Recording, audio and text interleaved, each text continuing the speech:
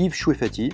Je suis mathématicien de formation. J'ai fait toute ma carrière dans un secteur qui s'appelle l'asset management. J'ai commencé en 1992 en tant que stagiaire à Crédit Lyonnais Asset Management. Quelques années plus tard, j'ai fini directeur général de cette entreprise que j'ai dirigée pendant 3 ans après avoir été le responsable des investissements.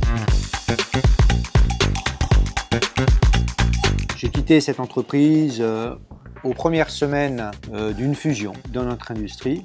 Tout le monde parle de diversification, mais que très bizarrement, la diversification est quelque chose qui est mal défini. Dans l'industrie de la gestion d'actifs, on mesure tout. On mesure la volatilité, la tracking error, l'alpha, le bêta, le gamma, le θ, le vega, le rho. Mais il y a un truc dont on parle toujours et qu'on ne sait pas mesurer, c'est la diversification. Et je suis parti à la recherche de la mesure de la diversification, et après pas mal de travail, je pense que j'ai découvert la mesure de la diversification. Cette mesure aujourd'hui est enseignée à l'université. Elle sert dans différents domaines, en microbiologie, en botanique et en finance. Et j'ai créé mon entreprise, Tobam, autour de cette mesure de la diversification. Et mon entreprise prétend fabriquer le portefeuille le plus diversifié du monde. C'est quelque part le portefeuille sans spéculation. Étymologiquement, spéculer, ça veut dire prévoir. Et prévoir, ça sert à quoi en finance? Ça sert à faire des paris. Mais si vous renoncez à la prévision, si vous renoncez à la spéculation, vous devez faire un portefeuille sans paris. Un portefeuille parfaitement diversifié. Tout au début de Tobam, et tout au long de la vie de Tobam, on a essayé de réfléchir fondamentalement à certaines questions. Je vais vous donner un exemple. Tous les étés, comme on a un tout petit peu plus de temps, on peaufine l'écriture d'un livre. C'est un livre qui a systématiquement 4 chapitres. Le premier chapitre du livre, c'est toujours le même, c'est quelle est la mission de notre entreprise. Le deuxième chapitre du livre, c'est quelles sont les valeurs de l'entreprise. Le troisième chapitre du livre, c'est quelles sont les stratégies de l'entreprise. Et le dernier chapitre, c'est toujours l'organisation de l'entreprise. Tous les ans, on peaufine, tous les étés, on peaufine ces 4 chapitres de manière à diriger le navire vers un cap plutôt que de ce que le navire soit dirigé complètement par les flots.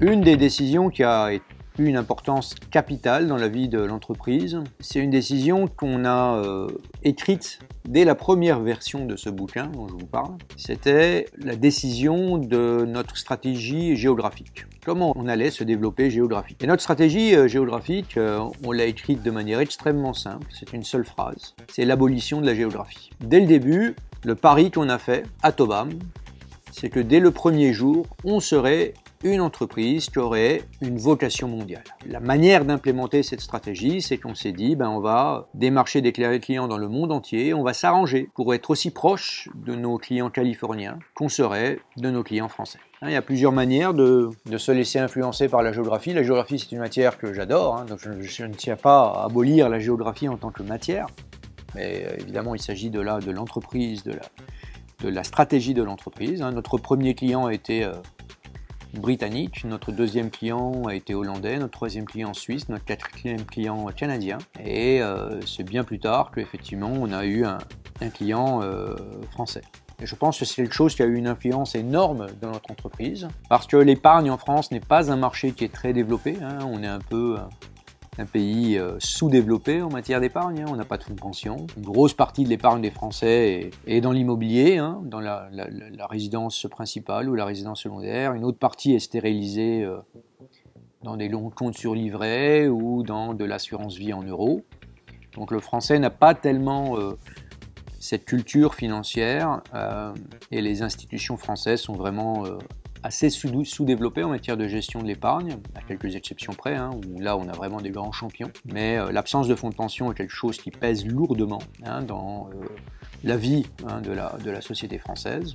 Et je pense que cette décision de viser l'international dès le début a été une décision cruciale.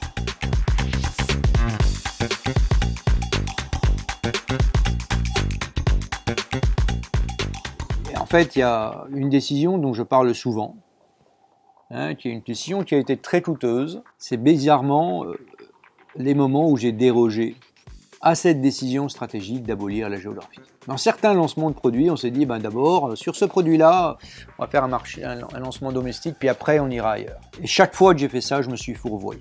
Alors, il faut comprendre que ce que je vous raconte là, c'est pas du tout un conseil. C'est une expérience personnelle. et que ce qui a marché dans notre cas ou ce qu'on regrette dans notre cas, c'est pas applicable à tout le monde.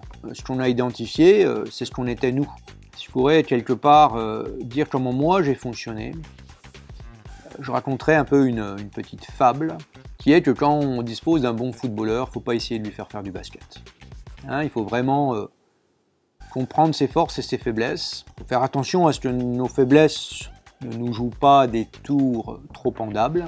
Mais si on est bon au foot, il ne faut pas essayer de devenir un champion de basket.